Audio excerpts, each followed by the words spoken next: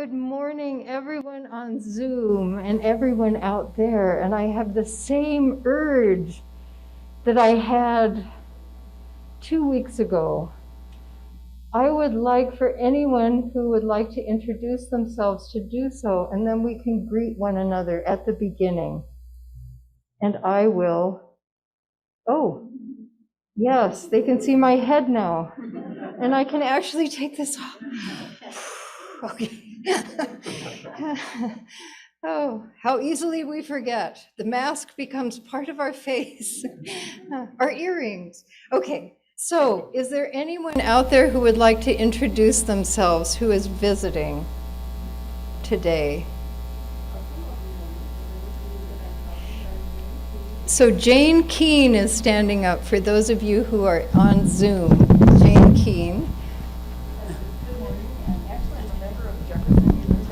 Golden, Colorado, but I'm actually a member of Jefferson Unitarian in Golden, Colorado, but last year moved here, so I'm kind of in transition. Thank you. Welcome, Jane. Welcome. Okay. They're not exactly Stand up here. Good morning, everyone. I'm Dave Den Hartog, and this is my son Drake. Some of you might remember. Little Drake is now Big Drake, and we were here for a number of years. We now live in Boise, Idaho, and have been away from Prescott for 9 years. But Granite Peak was a core piece of helping to raise our 3 wonderful children, Drake being one of those. And our other 2 are doing fantastic as well. But we're here just visiting today, this weekend, and then I'm helping Drake make the transition back from graduating from college and back to Boise for a short period of time. But glad to be with you today. Thank you. And if you don't want to stand, that's no problem. So, okay, well, now I would like you to greet one another, and I will greet those who are on Zoom. Hi, Daryl and Levon and Sherry and Bob and Marilyn, Lydia, Karen, Joan, Kelsey, who's in some kind of flashing neon world, Mary, hi Mary Majors, good to see your face, and Suki, Jerry Carley, Yvonne Garrett, welcome from far away, and Tom and Paula, we're happy to see you, and Nolene, and Sue Nauman, and Rhea, and Karen, and Merle, and Connie, wow, and Barbara Wilson, welcome, welcome, and Anna is there, and Karen Anderson, Edie, and Wind, that's very mysterious, and Kathy, and then just a number. Anyway, welcome to all of you, and I can let you know that beyond where I am looking right now, there are lots of people very happy to see each other, and I am glad that you are where you are, that you, all of us have to follow our level of safety, so welcome, welcome.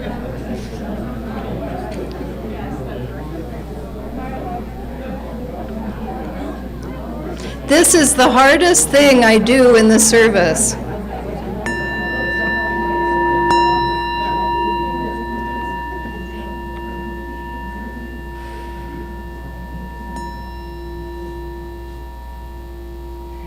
Let us take a deep breath and feel those connections that are running through this room and through cyberspace, of the love and experience that we share together. Thank you all for being here. Thank you, and for being where you are. We ring the peace bowl today in recognition of our collective hope for peace. And we acknowledge that these lands we love to hike in, these lands we love to go out for a drive, as we did a couple of nights ago and watch the moon. Did you see that moon as the sun was setting? These beautiful lands are the ancestral lands of the Yavapai people, the Wipukepas, the Tolkepayas, the Cuevkepayas, and the Yavapai. This morning we are returning to a very old story of people in a strange land searching for a place to stay. In Ecuador, populations of refugees from other South American countries are being proactive. They are using their traditions to create a movement against gender-based violence that is prevalent in borderlands, such as ours in Arizona. These women, listen to their song. They are empowering themselves and a new generation. Let us listen, and if you feel like it, get up and dance. They would love that.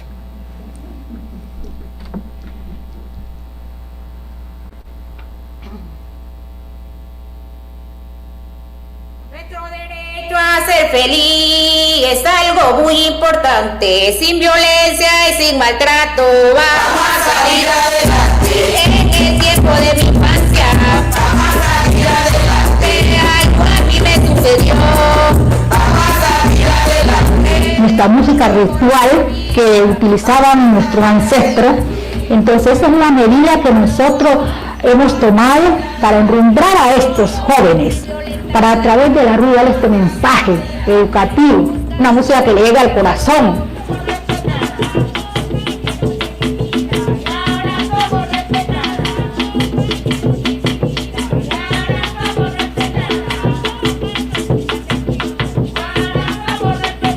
Ese arraigo es una cultura de nuestros viejitos, nuestros abuelitos, que ya estaba quedando atrás, pero podemos dirigir a nuestras mujeres sobre nuestros derechos, la igualdad que debemos de tener. Es imposible uno dirigirse directamente a una compañera, pero por medio de la canción se puede escuchar la música, el tema, la letra, todo, y todo marcha diferente.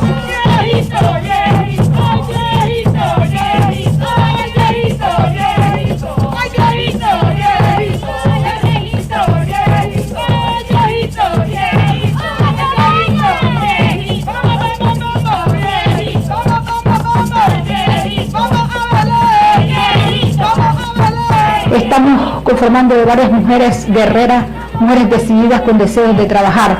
Entonces dijimos, nos organicemos para rescatar esto, las guardianes de la sabiduría.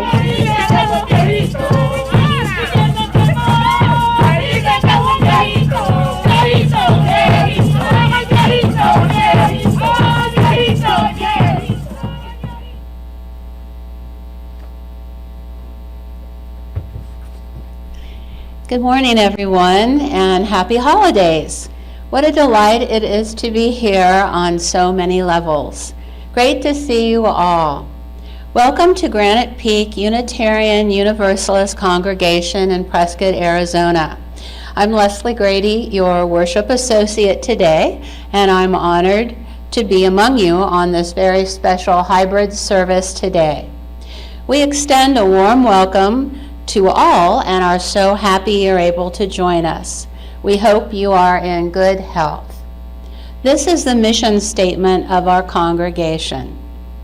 We are a compassionate, spiritual community that celebrates diversity, nurtures the personal and spiritual growth of all ages, shares our gifts, promotes justice for all, and serves the world we live in. If this is your first visit, welcome. More information about our community can be found at our Visitors Cafe table or on the website prescottuu.org, as well as chatting with some of the members. Again, welcome. Thank you to Mary Lou Prince, our choir director, Lena Huben, our pianist, our wonderful choir, as well as all the other volunteers helping today. Please take a moment to put your cell phones on worship mode. Now, in announcements today, before we begin, there's a few announcements. We are an active community, so please check the Weekly Peak, our website, the order of service, and Reverend Patty's videos for announcements. Join us today at 11:30 for the first 5-minute Activist Club with Anna Fleury. The winter solstice celebration is this Tuesday, the 21st, at 7 p.m. in the sanctuary. And today's children program is all about learning about holidays across the different cultures.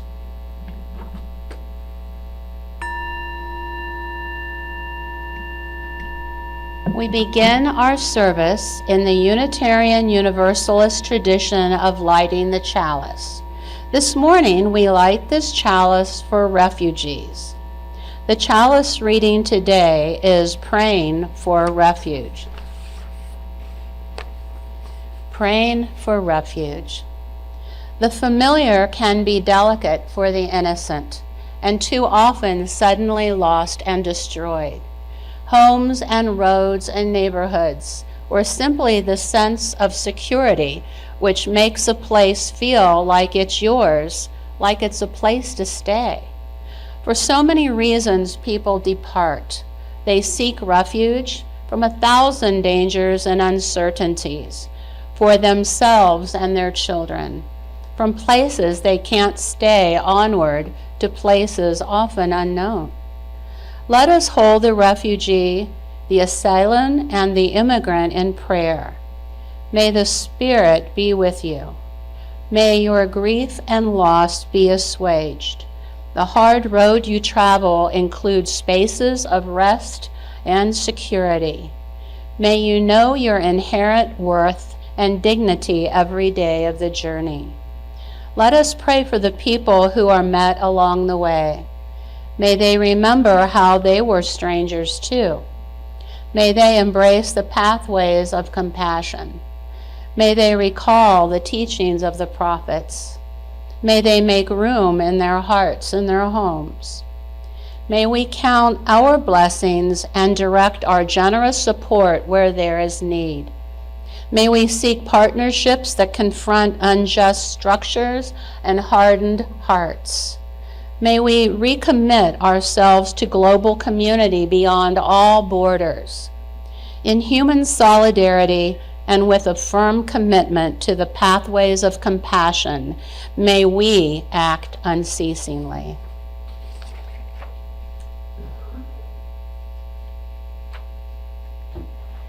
Thank you, Leslie, and good morning to all of you. This is a sacred space where we are gathering, a space made sacred by your good hearts, by the questions you ask, and the intentions that you bring to your days. We hold the refugees of this world, those who have had to leave and wander, some finding shelter and others not. We also hold their survival, the songs that are sung in refugee camps, the meals that are shared, the tents that welcome yet one more stranger. This week, we have lost a great thinker and woman, Bell Hooks. In her book, All About Love, she wrote, "Rarely, if ever, are any of us healed in isolation. Healing is an act of communion." I open with these words. Healing is an act of communion as we consider the people who have opened their doors to us when we arrived as strangers.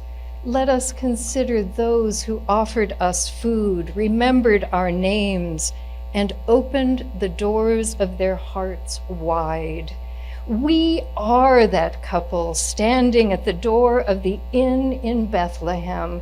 We are the refugees looking for shelter.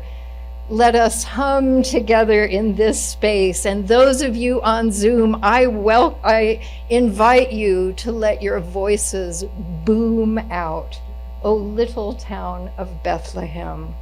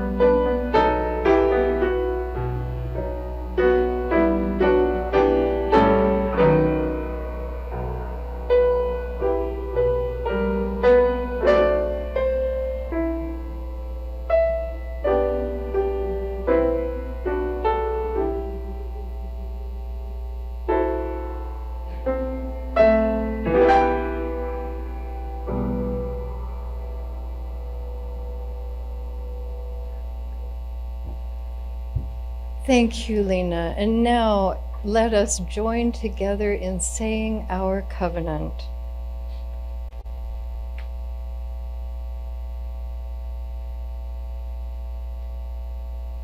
Love is the doctrine of this congregation, the quest for truth its sacrament, and service is its prayer, to dwell together in peace, to seek knowledge in freedom, to serve others in community. Thus do we covenant together. And now we will listen to Joan Brown.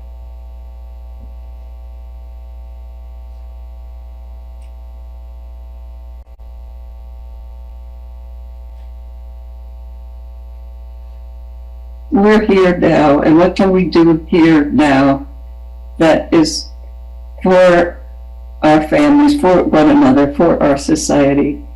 And I think our Unitarian Universalist ideals and principles pretty much say what I think is important.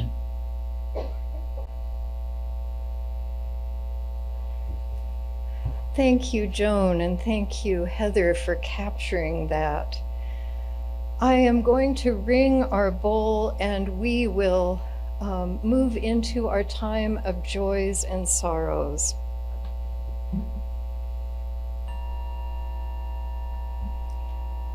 Let us breathe together and enter a different kind of space. One in which we consider what is on our hearts and minds. We each bring with us joys and sorrows, and I invite Leslie Grady to light candles as I give the names of those I know are experiencing both of those things. We light a candle for Cindy Pierce's father, Louis Pierce, who's recovering from a stroke, and Cindy, who is far from his side. We light a candle for Kelsey Wilkes and Judy Davis, whose voice sounded very bright on the phone yesterday evening. Ed Rosage, Eunice Lovejoy, Janer Eldridge, Dan and Sandy Reardon, Karen Anderson, Peter Eldridge, Bob and Marilyn Coulter, Ainsley O'Donnell, Karen and Merle Hagberg, Pocahontas and Jean Gertler. We also hold Jack Stanton, Drew and Tom Potter, who are relocating, and we wish them a joyful landing. And now I invite any of you who have names of people you would like to have a candle lit for to please say those names into this silence. Oh, Diane Harper. And Lois. And June Ruth.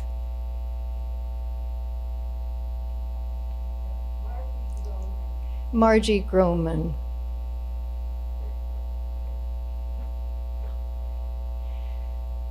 And now I would like to invite you into a time of meditation during which we hold these members of our community, but I also invite you to expand that space within you, that space Thich Nhat Hanh bids us create inside us of refuge, and consider the 84 million refugees. The 84 million. 35 million of whom are considered children under 18 years of age. Let us hold them in our meditation, after which I will offer a meditation and prayer.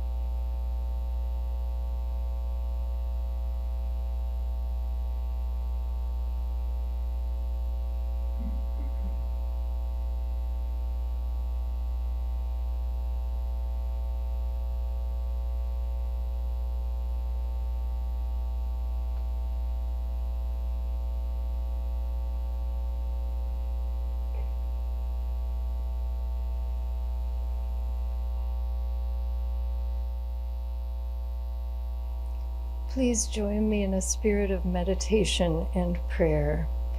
Spirit of life, we are here. We are here meeting in cyberspace and meeting in this sanctuary. We hold in this community those close to our hearts who are going through difficulties, and also those who are going through joys. And we hold those 84 million refugees.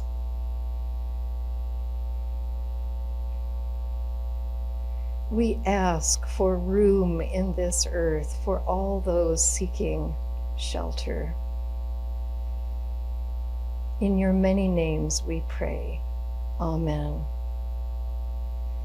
And now I invite you to sing, let us sing together, walking with you.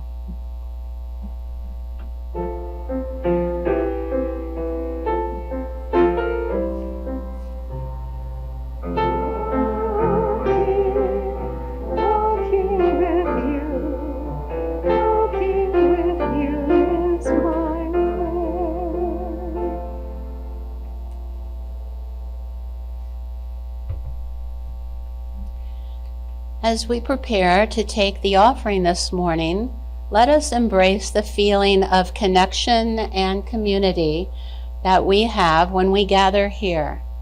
Let us remember that this congregation and its programs are supported by your generosity. We also give back to the greater community through our Seeds of Support program. This month's Seeds of Support will go to the Dr. Martin Luther King Jr. March and Celebration Committee for the planning of this year's event, January 17th. Please read about them in your order of service and the newsletter. If you are joining us remotely, you can give through our website or use the link provided in the chat on our Zoom. We acknowledge the generosity of spirit expressed through this offering. What is given in love is received in gratitude. Blessed be.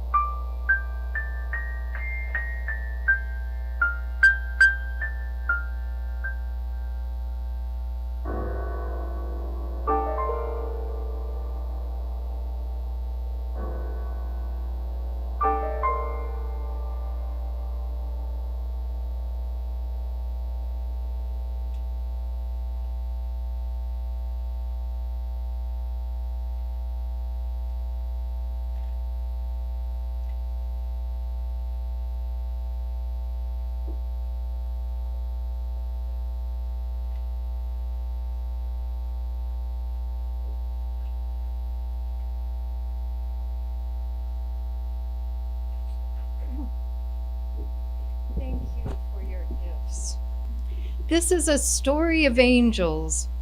High above, angels have been watching this couple moving slowly towards the town of Bethlehem.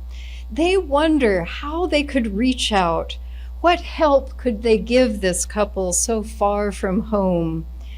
The woman ready to give birth. From their vantage point, so high above, they not only see the couple, but they see all of the displaced people all over the globe. They see the hundreds of thousands of people crossing the borders out of Venezuela, where their families are dying of hunger. On the other side of the earth, they watch over the 900,000 Rohingya people who are now living in camps south of Cox's Bazar in southeast Bangladesh, in the world's largest refugee settlement. The angels ask, could these asylum seekers, the 800 who appear in Yuma each day, how could we help them? At first, the angels weep as they see all of this, and then they think their weeping is useless. In a great effort, the angels decide to sing. They want to wake up the world to the people in need, from this couple in the hills around Bethlehem to Venezuela, Bangladesh, Yuma, and Nogales. They start with the shepherds, bidding them to listen. Shepherds, hear our singing. Listen to what we have to say.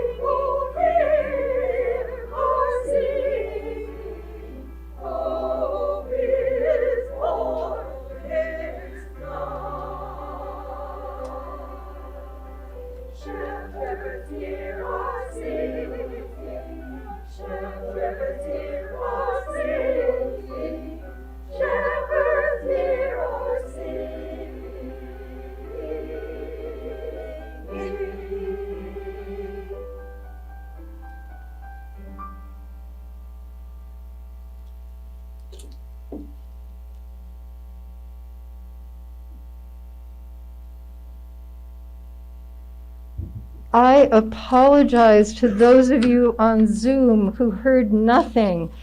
I was supposed to bring my computer out with me, and not being a good multitasker, I didn't. Was it completely silent for you? Could you hear something? Okay. I remembered in the middle of the song, and I couldn't say to Lou, stop! Thank you, choir. Thank you. And thank you, Mary Lou. Today we are going to a part of the world that has been in my imagination since childhood. The Bialo Vieja forest. Do any of you know the Bialo Vieja forest? It is the place of fairy tales. It is one of the last and largest remaining parts of the immense primeval forest that once stretched across the European plain. The forest is home to 800 European bison, Europe's heaviest land animal. I thought that was interesting that instead of largest, it was the heaviest. These borderlands where the Bialo Vieja forest lies, these borderlands of Poland and Belarus, carve into the intense silence of that place of huge trees and all manner of animal and plant life. To walk in the Bialo Vieja forest is to walk back in time, to experience the European plain of thousands of years ago, a place of towering trees, legends, and lumbering bison. By now, the floor of that forest must be thick with snow, and like it was in Wisconsin, in those cold temperatures, the top of the snow, that top layer, crackles under the feet in this freezing temperature. In this place of beauty, asylum-seeking men, women, and children from Iraq and surrounding countries are hiding from Polish and Belarusian border agents. They are trying to survive as we are here in this relatively warm space. This area has become a no man's land, and it's unreachable by international aid organizations.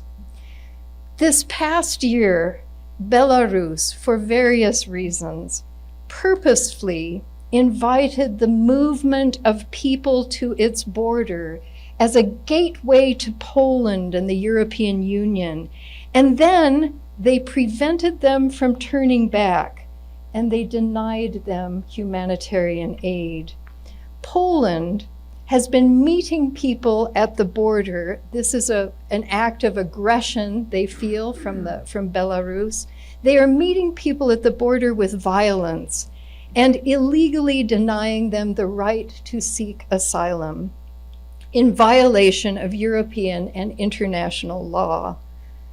Over a month ago, photographs began to fill the news of a humanitarian crisis of hundreds or even thousands, they don't have any idea of the numbers, trapped in these forest lands between Belarus and Poland.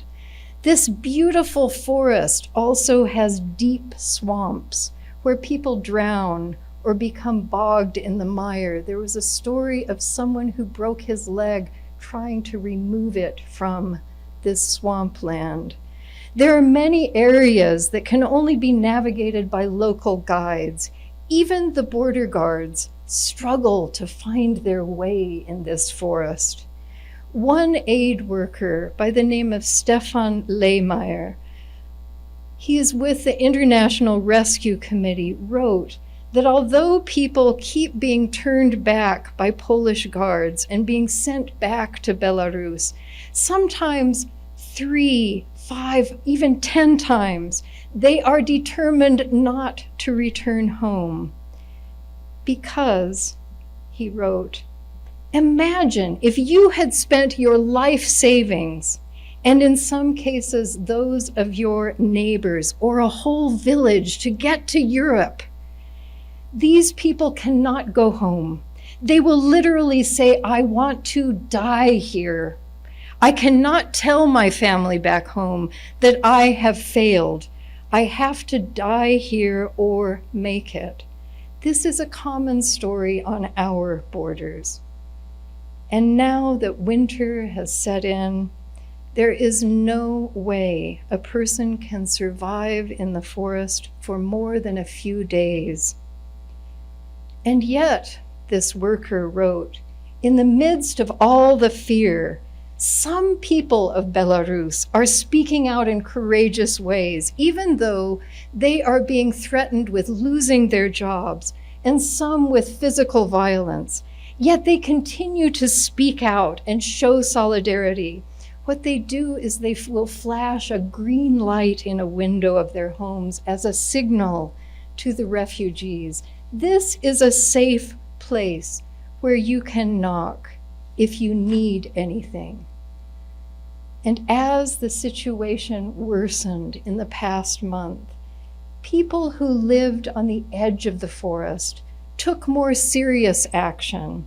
The New York Times reported that in the face of a growing humanitarian crisis and a near total absence of state support, locals have stepped in, providing migrants with food, water, warm clothes, and power banks. They relentlessly patrol the forest looking for people in need, finding couples who have just buried a child. In the beginning, Maciej Jaworski says, in the beginning, I could not even look into their eyes.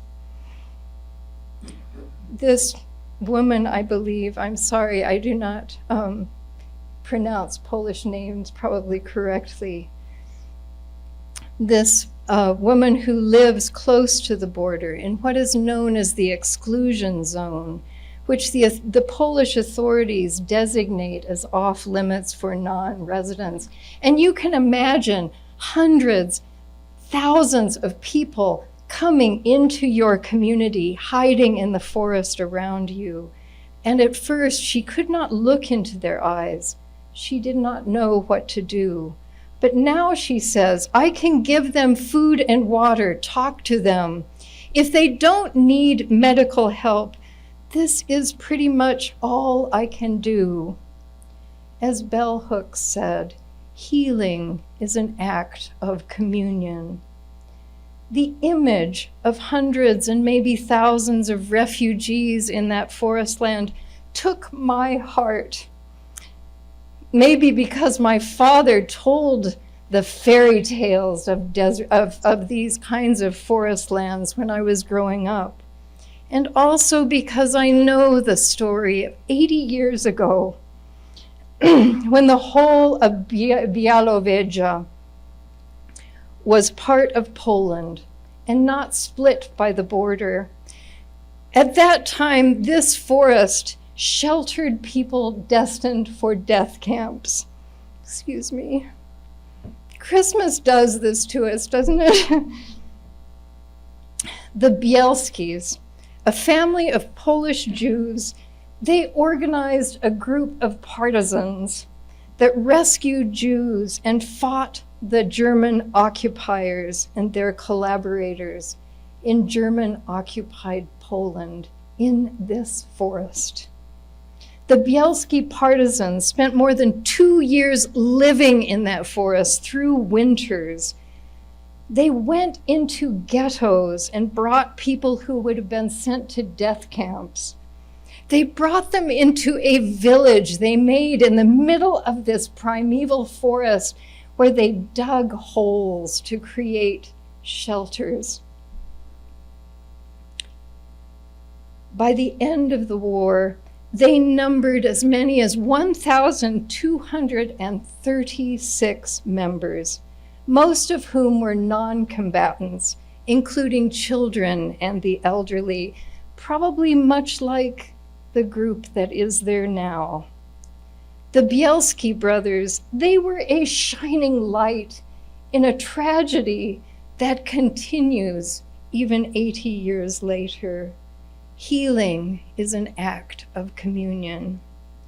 Historically, this area that became part of Belarus when the border was moved is a kind of Sonoran desert equivalent in Europe.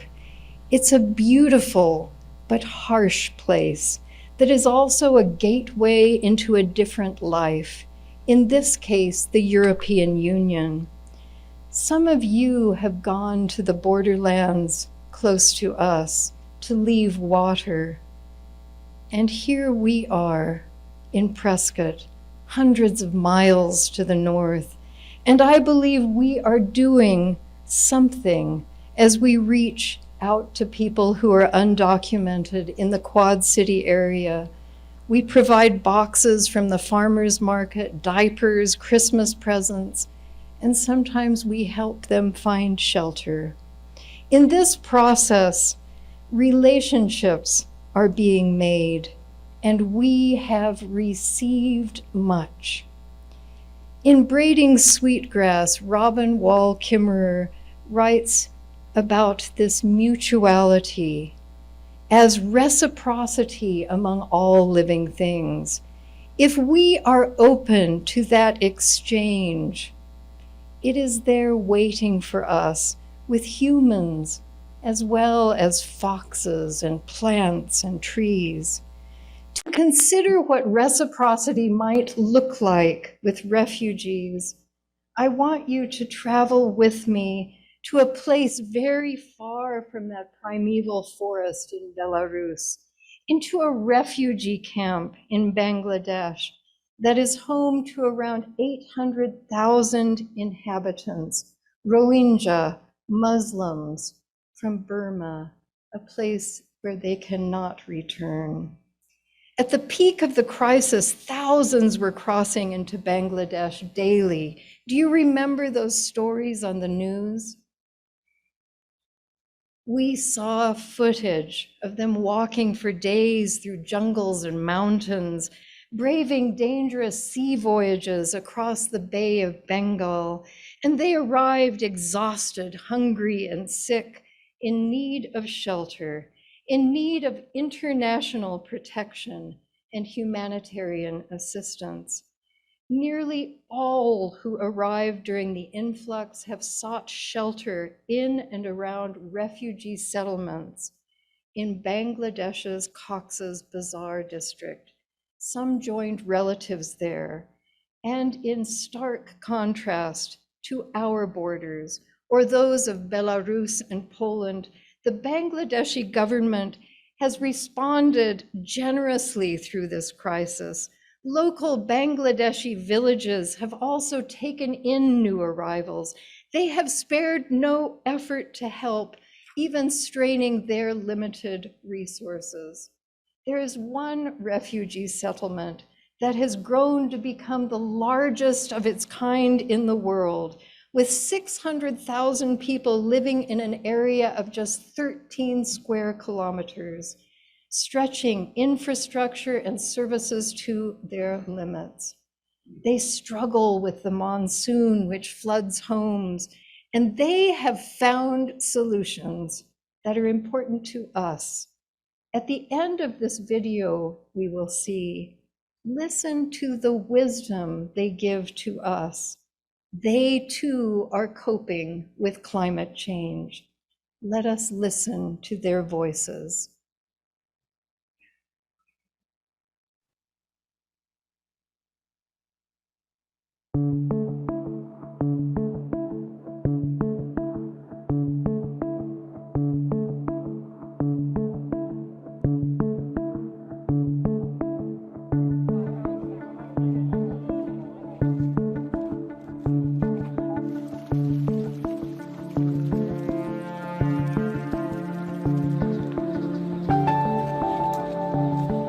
तो एडे दासे जोत दिले दासे फानी पानुडे মনে করো যত দিলে পানি বানুইলে আছে বহুত মানুষ আছে যারা নিচত নিচত ঘর আছে তারা আছে পানি উঠে দুঃখ পা কষ্ট পা তো বাদে আছে বুড়া মানুষ যারা আছে তারা তুন অন্য একটা আশ্রয় লইতে কিয় কষ্ট বাদে প্রেগনেন্ট মেলা পয়েন্ট থাকে তারা তুনে কিয় কষ্ট আর গুড়া পয়েন্ট যারা আছে বাস টাইমা গুড়া পয়েন্টত আছে বহুত কিছু পানিত পরি যার বেদে আছে আর যদি কি এড়ে জ্বর যত দে অথবা সাইক্লোন ইয়ান দাসা আর অফিসত তো আগত লইতে কিয় খবর হ না বলে জ্বর আয়ের বড় নইলে সাইক্লোন আয়ের তেন আন্দাজ আর কমিউনিটিরে অ্যাওয়ারনেস করে দি অ্যাওয়ার করে দি বাস টাইম মারি হিতার আছে যাই না পারে টাইম মানে আর নিজরাইও মদত করি হামদত লইরে যেন লাগুরি ফারি খান দিলাম মদত করিরে নিজেরে দি গত বছর আছে 4বার পানি মানুটিল ফ্ল্যাশ ফ্লাড হই এবছরত আছে 3-4বার কি ফ্ল্যাশ ফ্লাড হই বেশি দুঃখ পা দেন তুই আছে সমাজ কম দুঃখ পাহান করি ফারি দেন নানুন দে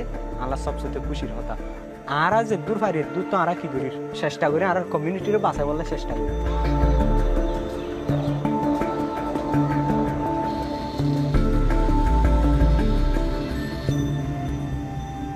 গাছরে যত্ন করন হেফাজত করন তারপরে 8টার 3 আদিন বিকাল 4টা পর্যন্ত আমরা গাছ ইনো সম্বন্ধে ডিউটি করি আমরা বেশি হেফাজত করি ওরে গাছরে যত্ন করে রাখি কারণ গাছ হদি বইতে মানুষ হল্লাই যেমন পশু পাখি লাই একখান অক্সিজেন জ্বরের টাইম আইলে এই হাইন্দা ভাঙিটা গই এলে বহুত গাছের কল হাইন্দার ভিতরে গলিতে গিয়ে দিয়ে আছে তো আর ফাঁড় আলা আইরে দিন নগলে ইন লই যাই রে অন্য একটা জায়গা মা লাগাই রে এল্লা করি ওরে যত্ন করি আর মানুষ কেটে হলা করলে এবং গাছ গোছালা নষ্ট করলে তারা আর বুঝাই হই তো আর হাস হয়ে দে ইন তারা এভাবে করি ওরে হাস করি যাই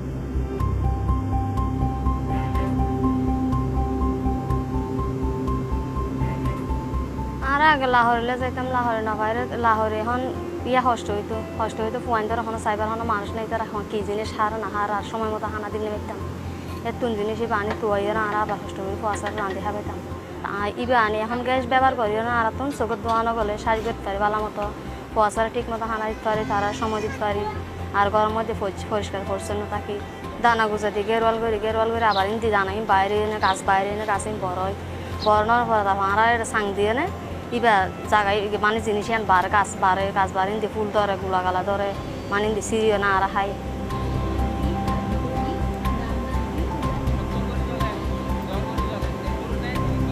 অনারা বেকুনো মতন আছে আর কুয়া দিওরে যে যেন্না তো যে দূরত্ব হারে যেন দিলাগুড়ি হারে হেন দিলাগুড়ি মদত করা পর্যন্ত একটু কুয়া কইরে যাতে ক্লাইমেট চেঞ্জর হারণের দুঃখ পাদ কষ্টগন্ধ আছে কমে আইয়ে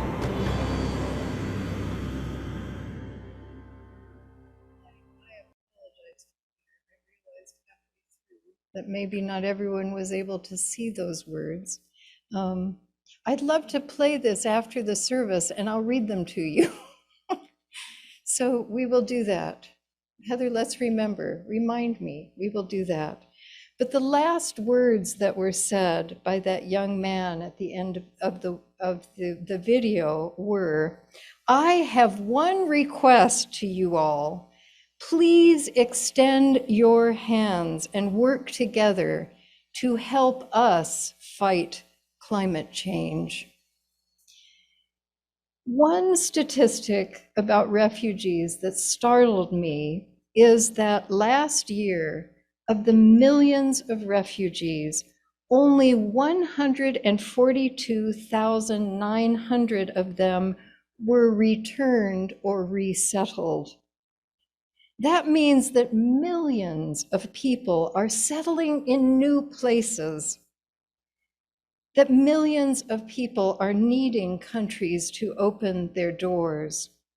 With this new sense of reciprocity that Robin Wall Kimmerer speaks about between us and plants, if we have this new sense of reciprocity with refugees, with all humans, I wonder if instead of thinking of ourselves as the benevolent ones and the refugees as the receivers, I wonder if we think that the refugees themselves are holding solutions that we need to hear.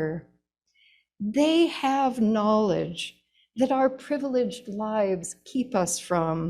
They carry wisdom from the lived experience of leaving their homes and living on the edge of survival. They know about climate change in their bones. And climate change is the greatest threat to our survival that we have ever known. So today, with all that Christmas music in our ears, could we consider this ancient Christmas story in a new way? In every season, there are humans with great wisdom, gods, if you will, who are roaming the earth in search of shelter. You will not recognize them by their clothing or a special badge that they wear. They will appear ordinary. Trust in the possibility. Open your doors and welcome them in. Listen to their wisdom. That is how we will save this earth. Amen, and may it be so. And now I invite the choir to go out again, and I promise to bring my computer.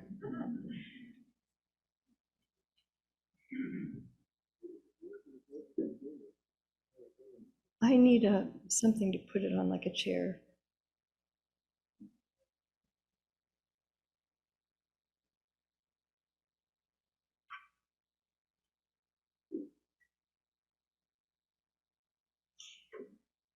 These are my closing words. May we as a community recognize that in those threads that connect us all to each other, there is a mysterious element, a mysterious component called love.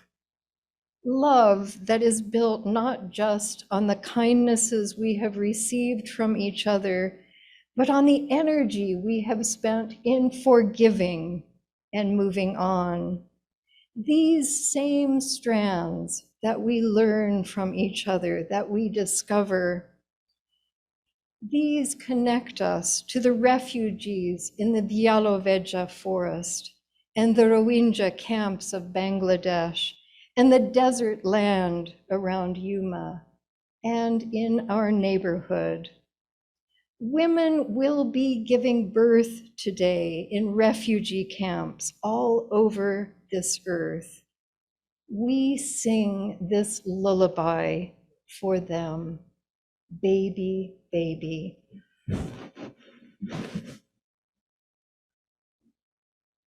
Come with me out.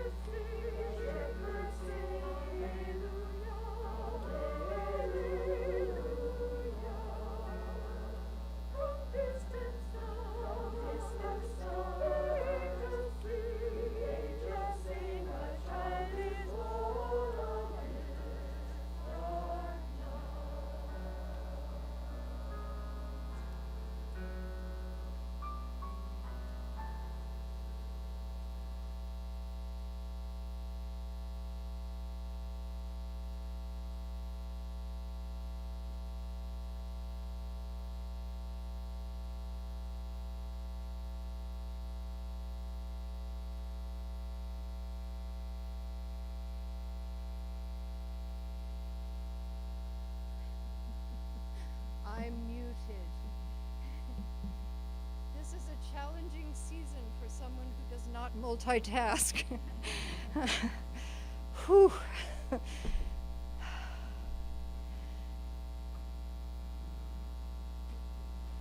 What? Oh, okay, thank you. There we go. I can't even read the hand signals. I think by the time this pandemic is over, I will have this down pat. So, and will it ever be over? But we don't talk about that. So thank you, choir, and thanks to all of you. I hope that when you greet each other, that maybe you have stories of when you were in need. And if you have some stories from this pandemic or from these last years, please let me know, because we are crafting a Christmas Eve program that, and I hope to include your stories in that. So we extinguish the chalice, but after we do that, before going into the rooms, I'm going to play that video. And at 11:30, so that's in 25 minutes, Anna Fleury will be having her first wonderful 5-minute activist gathering. So there's a lot to look forward to. So now let us light our chalice, or extinguish our chalice together. We extinguish this flame, but not the light of truth, the warmth of community, or the fire of commitment. These we carry in our hearts until we are together again. Anna will be in Davis Hall. Yes. So those of you who the words were too small or whatever, you could come up to the front, or you could stay where you are, but I will read the words that are on that video, and we're going to replay the video. And those of you who are in cyberspace, I invite you to become part of some breakout rooms. Thank you all for coming. Thank you.